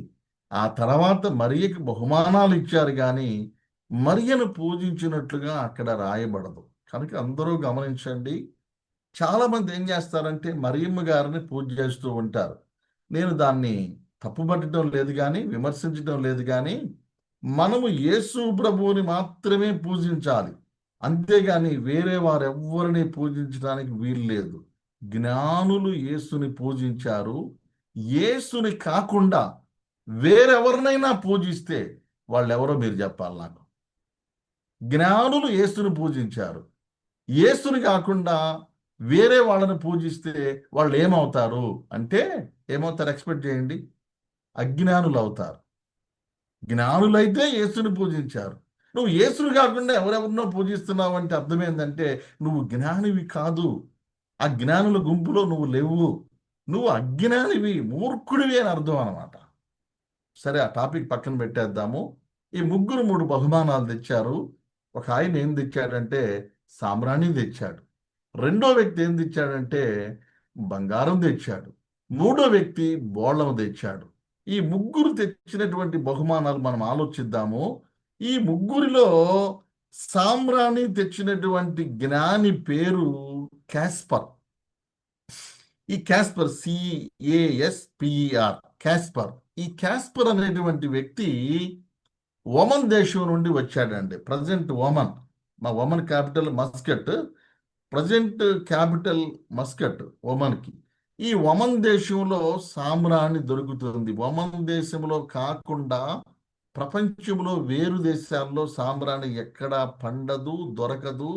కేవలము ఈ సామ్రాణి అనేది ఒమన్ దేశంలో మాత్రమే దొరికింది. ఇతను ఏం తీసుకొచ్చాడు? ఆయన సాంబ్రాణిని తీసుకొని వచ్చాడు. సాంబ్రాణిని తీసుకొని రావడం వెనక మన రహస్యం ఏందయ్యా అంటే సాంబ్రాణి ఎందుకు ఉపయోగిస్తారో చూద్దాం. మీరు ఒక్కసారి ప్రత్యక్ష గుడారం దగ్గర కనుక వెళితే ప్రత్యక్ష గుడారం యొక్క పరిశుద్ధ స్థలములో 3 వస్తువులు ఉంటాయండి. ప్రత్యక్ష గుడారం యొక్క పరిశుద్ధ స్థలం, ప్రత్యక్ష గుడారంలో 3 భాగాలు ఉంటాయి. బయట దాన్ని ఆవరణము, లోపల దాన్ని పరిశుద్ధ స్థలము, ఇంకా లోపలికి వెళ్తే అతి పరిశుద్ధ స్థలం అంటారు. ప్రత్యక్ష గుడారంలో 3 భాగాలు ఉంటాయి. ఫస్ట్ది ఆవరణము, ఎవరైనా వెళ్ళొచ్చు ఆవరణంలోకి. అక్కడి నుండి రెండో భాగం పరిశుద్ధ స్థలము. ఆ పరిశుద్ధ స్థలంలో 3 వస్తువులు ఉంటాయి. మూడో వస్తువు దాటినాక చివరి భాగం అతి పరిశుద్ధ స్థలం. అయితే ఈ పరిశుద్ధ స్థలంలో 3 వస్తువులు ఉంటాయి. ఏంటి 3 వస్తువులు అంటే, ఒకటి ధూపవేదిక, రెండవది సన్నిధి రొట్టెల బల్ల, మూడవది దీపవృక్షము. ఈ 3 వస్తువులు పరిశుద్ధ స్థలంలో ఉంటాయి. గమనించాలి, ఇది చాలా ఇంపార్టెంట్ టాపిక్.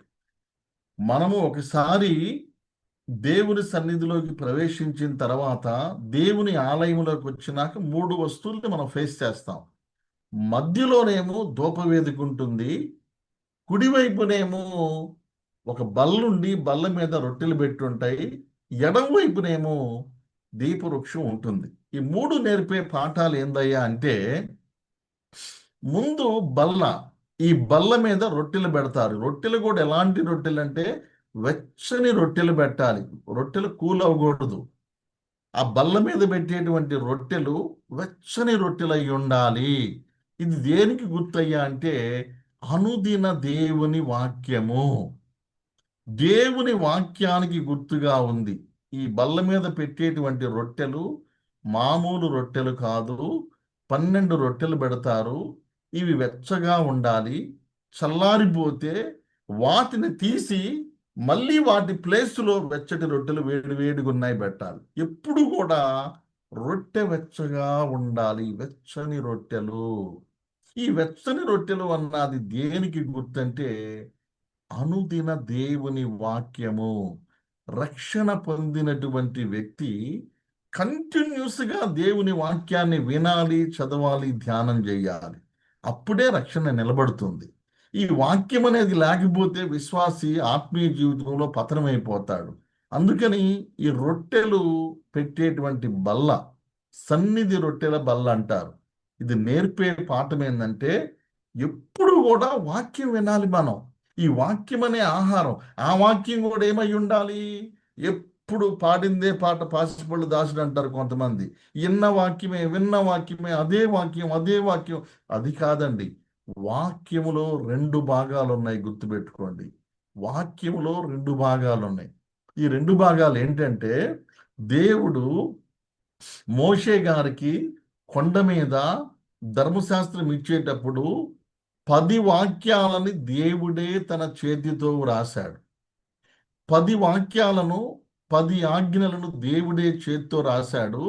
మిగిలిన వాక్యాలన్నీ కూడా దేవుడు చెబుతూ ఉంటే మోషే రాసుకున్నాడు. టోటల్గా 613 ఆజ్ఞలు సీనాయి కొండ మీద దేవుడు ఇవ్వటం జరిగింది. టోటల్ 613 ఆజ్ఞలు. ఈ 613లో మొదటి 10ని దేవుడే రాశాడు. ఈ మిగిలినటువంటి అన్నీ కూడా దేవుడు చెబుతుంటే మోషే రాసుకున్నాడు. అంటే ఈ మొదటి 10 ఆజ్ఞలు రాతి మీద రాశాడు గనక వాటిని మార్చటానికి కుదరదు. రాతి మీద, శిల మీద రాశాడు కాబట్టి అది చెరగదు, దాన్ని మార్చకూడదు. అంటే 10 ఆజ్ఞలు అనేవి మారవండి.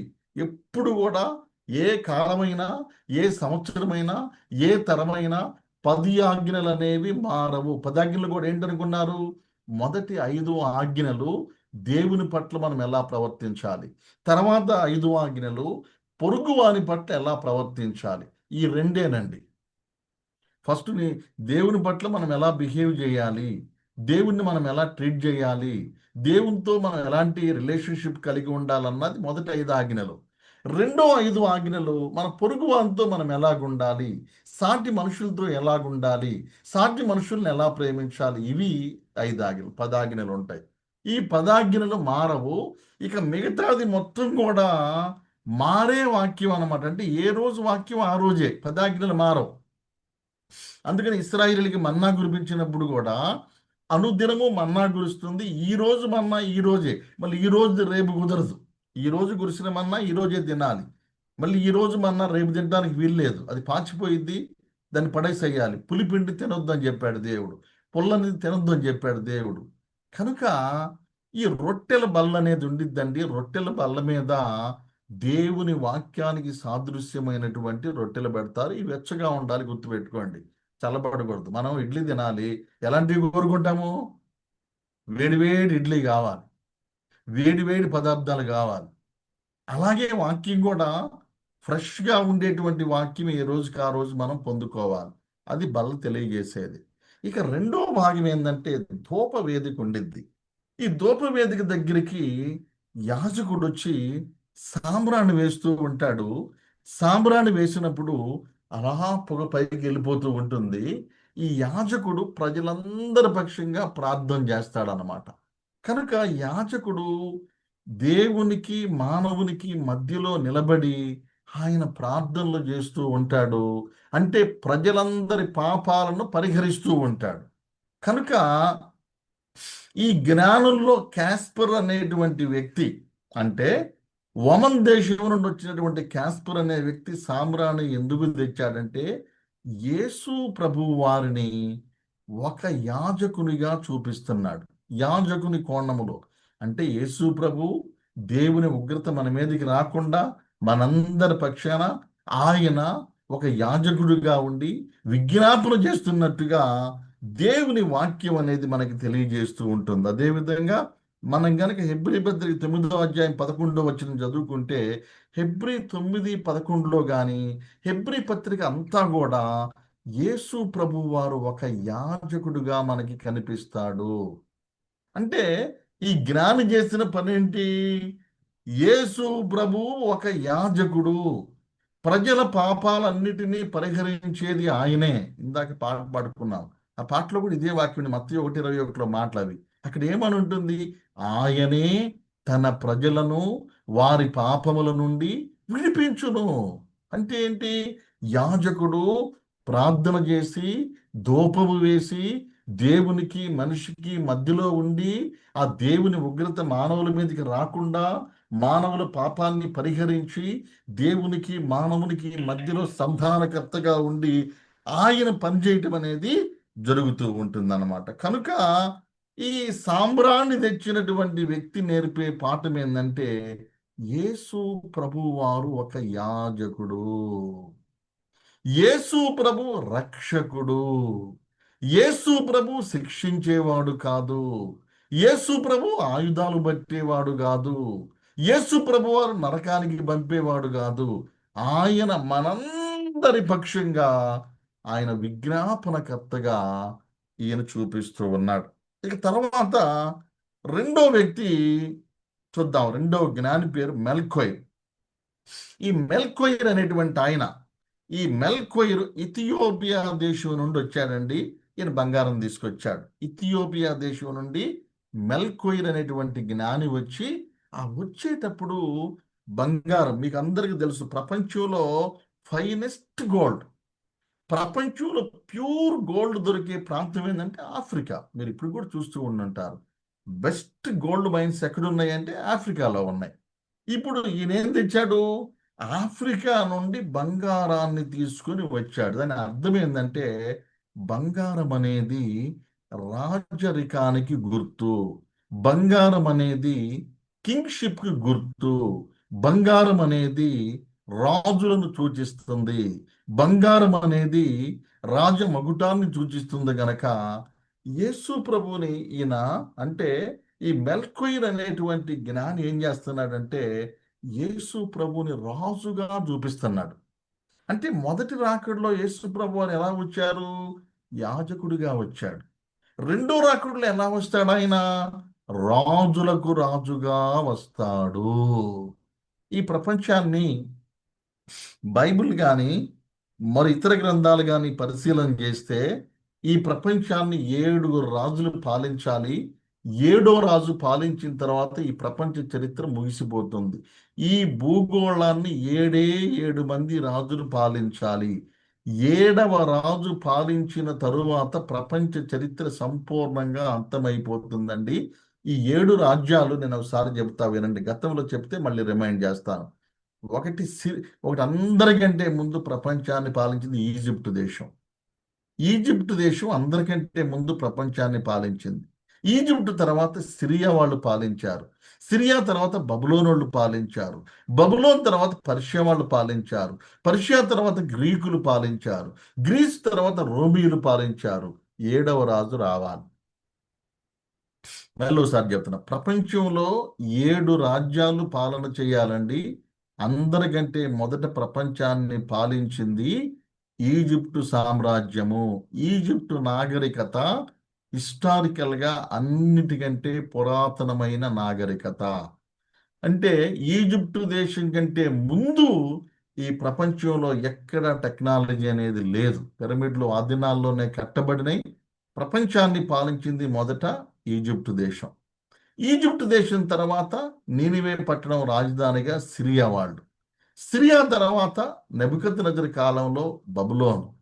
బబులోను తర్వాత మరి అహష్వరోషు, దర్యావేషు, కోరేషు కాలంలో పర్షియా. పర్షియా తర్వాత అలెగ్జాండర్ ది గ్రేట్ పర్షియన్ రాజ్యాన్ని ఓడించాడు. ఆయన తర్వాత రోమియులు వచ్చారు. 6 రాజ్యాలైన 7వ రాజు రావాలి. ఈ రాబోయేటువంటి 7వ రాజే యేసు ప్రభు అని చెప్పటానికి ఆయన బంగారాన్ని బహుమానంగా తీసుకొని వచ్చాడు. బంగారం తీసుకొని వచ్చాడు. అదనమాట 7వ రాజు అని. ఇక 3వ వ్యక్తికి వెళ్దాం. 3వ వ్యక్తి పేరు బెల్షాజర్. ఈ బెల్షాజర్ అనేది కామన్ నేమేనండి. ఈ బెల్షాజరు పర్షియా దేశం నుండి బోళాన్ని తీసుకొని వచ్చాడు. బెల్షాజర్ తెచ్చింది ఏంటంటే పర్షియా దేశం నుండి బోళము తీసుకొని వచ్చాడు. బోళము అంటే ఇది ఒక రకమైనటువంటి చెట్టు నుండి వచ్చేటువంటి జిగురు పదార్థం. ఈ బోళం ఎందుకు ఉపయోగిస్తారు? బోళం వలన ఉపయోగం ఏంటి అంటే ఎవరైనా మనిషి చనిపోయినప్పుడు ఈ బోళములో గనక ముంచి మమ్మిఫికేషన్ అంటారు. మీరు ఎవరైనా ఈజిప్ట్ దేశం వెళ్ళిన వాళ్ళు కనుక ఉంటే, ఈజిప్ట్ దేశంలో ఫరోలు ఉంటారు. ఈజిప్ట్ దేశంలో ఫరో చనిపోయినప్పుడు మీరు స్పినిక్స్ ఉంటుంది ఈజిప్ట్ దేశంలో. ఆ స్పినిక్స్కి కొంచెం దగ్గరలోనే మమ్మిఫికేషన్ ఛాంబర్స్ అని ఉంటాయి. అండర్ గ్రౌండ్లో పెద్ద ఛాంబర్స్, మమ్మిఫికేషన్ ఛాంబర్స్ అని. నేను హిస్టరీ చదువుకునేటప్పుడు ఆ ప్రాంతంకి వెళ్ళి చాలా దినాలు స్టడీ చేశాను నేను.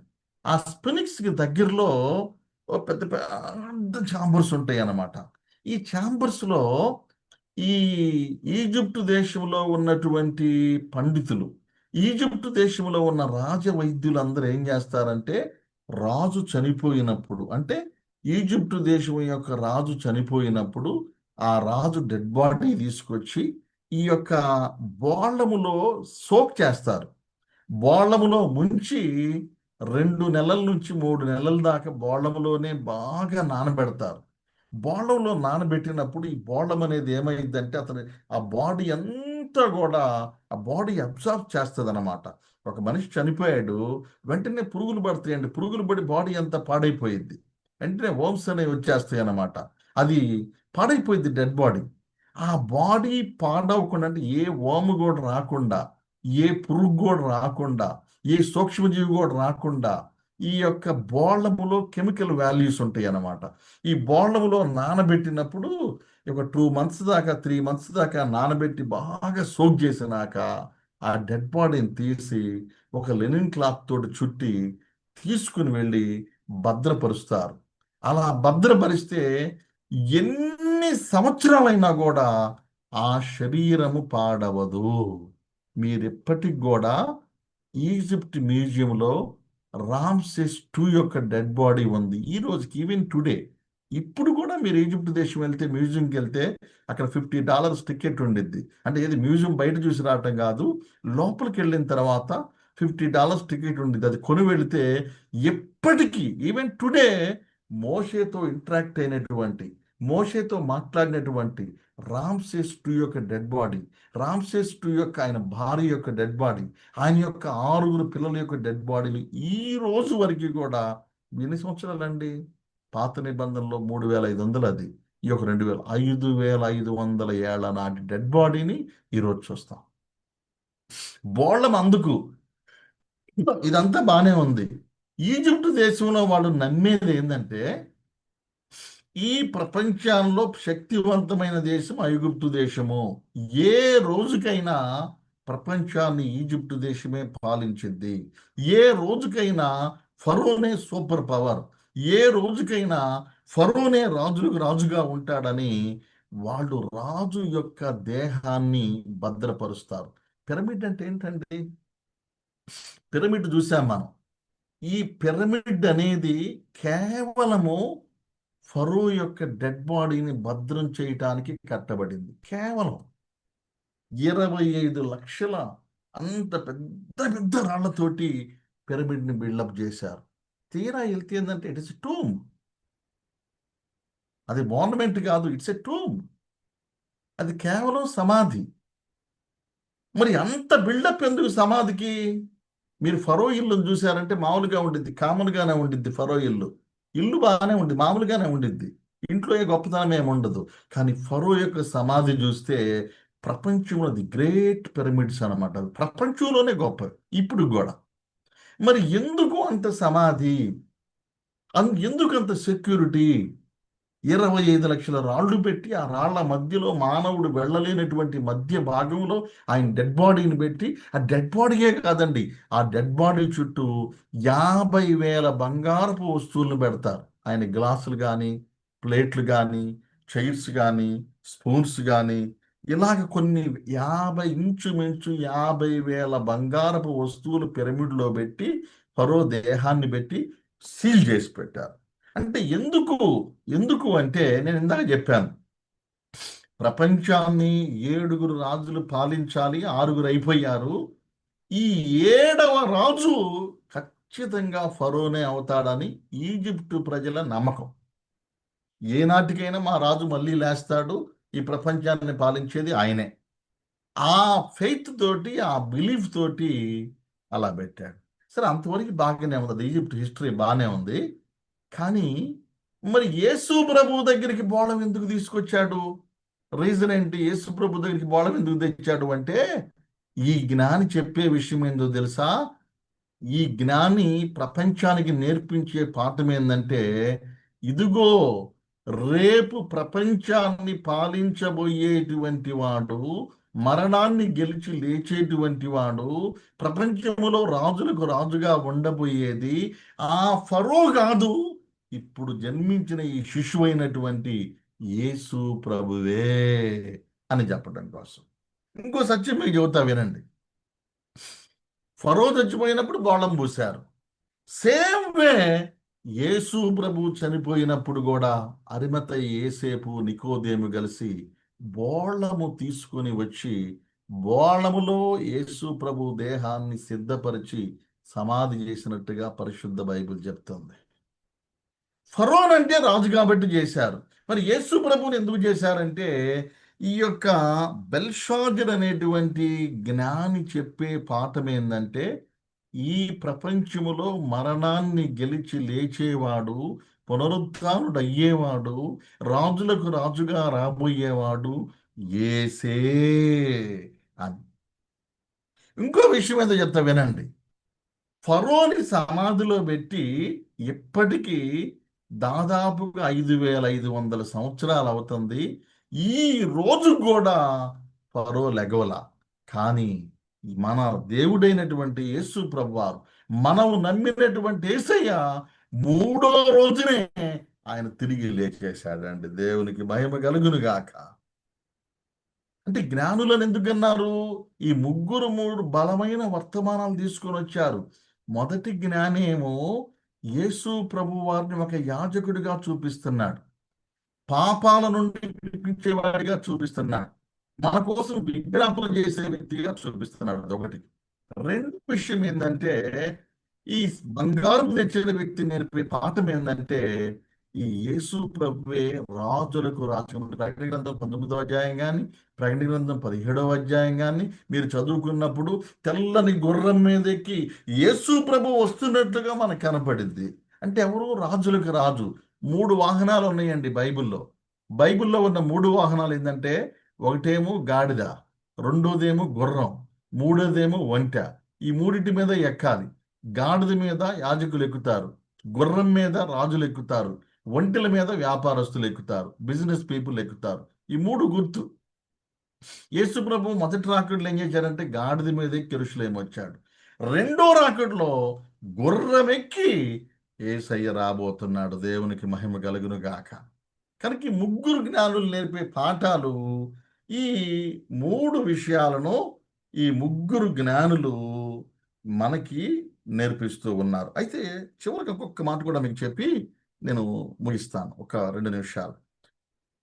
ప్రశ్న ఏంటంటే, జ్ఞానులు ఎంతమంది వచ్చారు? 3 వచ్చారు. ఈ ప్రపంచంలో కోట్ల మంది ప్రజలుంటే 3 జ్ఞానులు రావడం ఏంటి? యేసు ప్రభు దేవుడు అనే ముగ్గురికే తెలుసా? మిగతా వాళ్ళకి తెలియదా? ఎవరు కనుక్కోలేకపోయారా? ఎవరు పసిగట్టలేకపోయారా? ఈ ప్రపంచంలో ఇన్ని కోట్ల మంది జనం ఉంటే 3 జ్ఞానులు రావడం ఏంటి అన్నదానికి క్లుప్తంగా జవాబు చెప్తాను. అదేంటంటే, నోవాహుకి 3 కొడుకులు ఉన్నారు. నోవాహుకి షేము, హాము, యాపేతు అనేటువంటి 3 కుమారులు ఉన్నట్టుగా బైబిల్ చెబుతుంది. నోవాహుకు 3 కొడుకులండి, షేము, హాము, యాపేతు.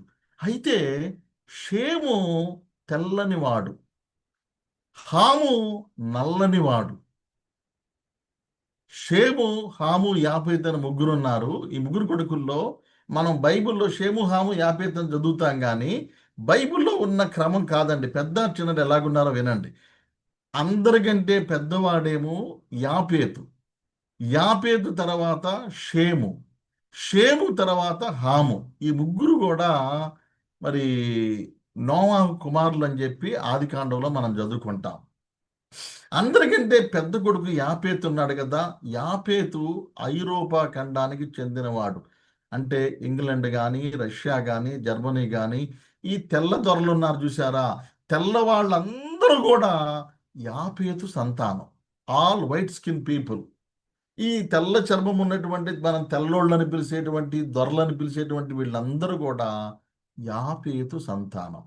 ఇక చిన్నవాడు హాము. హాము ఆఫ్రికా ఖండం, మనం నీగ్రోలుగా పిలుస్తూ ఉంటాము. ఆఫ్రికా, సూడాను, నైజీరియా, ఘనా, ఈ ఆఫ్రికా ఖండంలో ఉన్న దేశాలు ఇవన్నీ కూడా హాము సంతానం. ఇక మధ్యలో ఉన్నాడు షేము. షేము ఎవరంటే ఆసియా ఖండం. అటు తెలుపు కాదు, ఇటు నలుపు కాదు, చామర ఛాయ కలిగినటువంటి వాళ్ళు అన్నమాట. ఈ ముగ్గురు కొడుకులు 3 ఖండాలకు ప్రతినిధులు. షేము ఏమో, యాపేత్ ఏమో ఆఫ్రికా ఐరోపా ఖండము తెల్లవాడు, 2 హామేమో నల్లవాడు ఆఫ్రికా ఖండము, షేము ఏమో చామన ఛాయ కలిగిన వాడు ఆసియా ఖండం. ఈ 3 ఖండాలకి ముగ్గురు రిప్రజెంటేటివ్గా మరి ఈ 3 బహుమానాలు తీసుకుని వచ్చారు. దీని అర్థం ఏంటంటే ఐరోపా ఖండములో ఉన్నటువంటి వారికి యేసు ప్రభువే దేవుడు, ఆసియాలో ఉన్నవారికి యేసు ప్రభువే దేవుడు, ఆఫ్రికాలో ఉన్నవారికి యేసు ప్రభువే దేవుడు. ఆ సత్యం ముగ్గురు జ్ఞానులు చెప్పారు. ఇంకో మాట కూడా చెబుతున్నాను. ఈ ముగ్గురు 3 రంగులకి సాదృశ్యం. తెల్లోళ్ళు, నల్లోళ్ళు, చామన ఛాయోళ్ళు. ఈ ముగ్గురు దాని లెక్క ఏంటంటే తెల్లవాళ్ళకి యేసయ్యే దేవుడు, చామన ఛాయ గల్ల వాళ్ళకి యేసయ్యే దేవుడు, నల్లవాళ్ళకి యేసయ్యే దేవుడు. టోటల్గా మానవ జాతి మొత్తానికి యేసు మాత్రమే దేవుడై ఉన్నాడు. ఆ సత్యాన్ని ముగ్గురు జ్ఞానులు చెప్పారు. బైబిల్ ప్రకారము 3 ఖండాలు, ఆసియా, ఐరోపా, ఆఫ్రికా 3 ఖండాలే. మిగతా ఖండాలు ఉన్నాయి కదా అని అంటారేమో. అన్ని ఖండాల్లో కూడా ఈ 3 ఖండాల్లో నుండి ప్రజలు వెళ్ళి సెటిల్ అయ్యారు తప్ప ఈ 3 ఖండాలే అని బైబిల్ చెబుతుంది. మీరు ఆదికాండం 7వ అధ్యాయం కానీ, ఆదికాండం 9వ అధ్యాయం కానీ ఈ అధ్యాయాలు చదువుకున్నప్పుడు నోవాహు ముగ్గురు కొడుకుల గురించి మాట్లాడుతూ వీరి ద్వారా భూలోకములో జనములు విస్తరించిరి అని రాయబడింది. కనుక ఈ ముగ్గురు జ్ఞానులు మనకి నేర్పే పాఠం ఏంటంటే యేసే దేవుడని చెబుతున్నారండి. అలాంటి దేవుణ్ణి మనం తెలుసుకోవటం గొప్ప భాగ్యము. కనుక ఆయన్ని గుర్తించడమే జ్ఞాని. ఎవరు జ్ఞాని? ఈరోజు పెద్ద డిగ్రీలు చేసిన వాళ్ళు కాదు, పెద్ద ధనవంతులు కాదు, ఏ ఆస్తులు సంపాదించిన వాళ్ళు. ఎవరి జ్ఞానం అంటే ఈరోజు అంటే యేసే నిజమైన దేవుడని ఎవరు ఎరుగుతారో వారు నిజమైన జ్ఞానులని లేఖనం చెబుతుంది. అట్టి కృప దేవుడు మనకిచ్చునుగాక. ఆమేన్. ప్రార్థన. పరిశుద్ధుడైన తండ్రి, ప్రేమ కలిగిన దేవా, మీకు వందనాలు చెల్లిస్తున్నాను నాయన. ముగ్గురు జ్ఞానులు 3 బహుమానాలు తీసుకుని మీ దగ్గరికి వచ్చారు తండ్రి. జ్ఞానులు కాబట్టి మిమ్మల్ని గుర్తించగలిగారు. ఈ ప్రపంచంలో మీరు నిజమైన దేవుడని ఎవరైతే గుర్తిస్తారో వారు జ్ఞానులు నాయన. ఎవరైతే మీరు నిజమైన దేవుడిని గుర్తించలేరో వారు అజ్ఞానులు ప్రభువా. మమ్మల్ని ప్రభువా మీరు ఆకర్షించి మీ వాక్యం ద్వారా మమ్మల్ని అందరినీ కట్టి మీరు నిజమైన దేవుడని, లోక రక్షకుడని మేము ఎరిగేటువంటి భాగ్యము మీరు మాకు ఇచ్చినందుకే ఈ వందనాలు చెల్లిస్తున్నాము తండ్రి. జ్ఞానులు ఆరాధించినట్లుగా మిమ్మల్ని ఆరాధించే భాగ్యం మాకు ఇవ్వండి. మీరు ప్రధాన యాజకుడిగా ఉండి మా పాపాలు పరిహరించారు. రేపు భవిష్యత్తులో రాజుల రాజుగా ఈ భూలోకాన్ని ఏలబోతున్నారు నాయన. ఇదిగో అదే విధంగా మరణాన్ని గెలిచి మీరు లేచారు నాయన. మీరు మరణాన్ని గెలిచారు కాబట్టి మిమ్మల్ని నమ్మిన మమ్మల్ని కూడా లేపగలరని మీ యందు విశ్వసించే భాగ్యం మాకు అనుగ్రహించమని యేసు ప్రభు వారి పేరిటి ప్రార్థన అడుగుచున్నాము తండ్రి. ఆమేన్. ప్రభు అయిన యేసుక్రీస్తు వారి కృప, తండ్రి అయిన దేవుని ప్రేమ, పరిశుద్ధాత్ముని సన్నిధి మనందరికీ, భూలోకములో ఉన్న సకల పరిశుద్ధులకు సదాకాలం తోడయుండునుగాక. ఆమేన్. వందనాలు. అందరికి కూడా వందనాలు. వందనాలండి. ప్రైజ్ ది లార్డ్ పాస్టర్ గారు. మరి ఈరోజు పాస్టర్ జోసఫ్ గారి ద్వారా మరి జ్ఞానులు వారి యొక్క బహుమతులు అన్నటువంటి అంశం మీద మరి తూర్పు దేశపు జ్ఞానులు వారు ఏ రీతిగా తెచ్చినటువంటి బహుమతులు వాటి యొక్క ప్రాముఖ్యతను గురించి మరి అంతేకాకుండా ఏ రీతిగా ప్రభువారిని ఒక ప్రధాన యాజకుడిగా ఆ యొక్క గిఫ్ట్స్ యొక్క ప్రాముఖ్యతను గురించి చెప్పి ఉంటున్నారు. రాజులకు రాజుగా మరి ఆ బోలము ద్వారా ఏ రీతిగా వారు ప్రభువును మరి పునరుద్ధరణమైనటువంటి యేసు ప్రభువును వారు గుర్తించారో, ఫ్యూచర్లో ఏ రీతిగా చేశారో అది మనకు తెలియజేసి ఉంటున్నారండి. మరి ఈ రీతిగా మనకు మరలా మరి క్రిస్మస్లోనికి వెళ్ళనై ఉంటున్నాము. ఈ సమయంలో మరలా మనము ఏ రీతిగా జ్ఞానుల్లాగా మనం కూడా ఎంతైనా మీనింగ్ఫుల్గా అర్థవంతంగా చేయటానికి దేవుడు మనకు సహాయం చేయను గాక. మరి thank you so much pastor గారు for time with us. Bless your ministry. మరి ఈరోజు జాయిన్ అయినటువంటి ప్రతి ఒక్కరికి కూడా హృదయపూర్వక ధన్యవాదాలండి. మరి మరలా వచ్చే శనివారం నవంబర్ 15వ తారీఖు మరలా మరి అమెరికా, కెనడాలో ఉన్నటువంటి తెలుగు వారితోటి ఈ కార్యక్రమం జరుగుతుంది.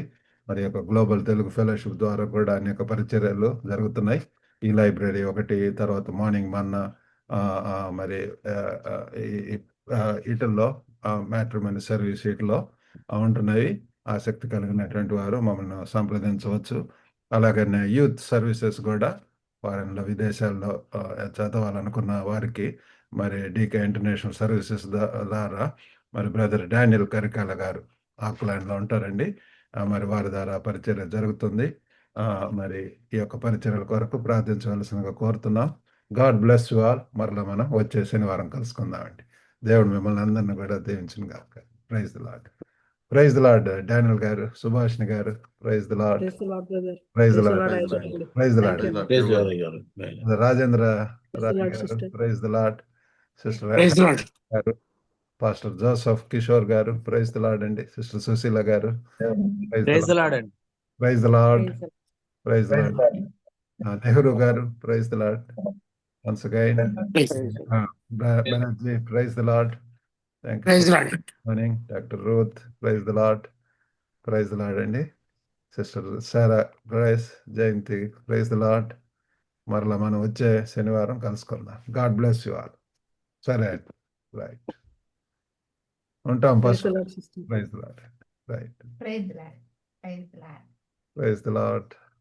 ఓకే.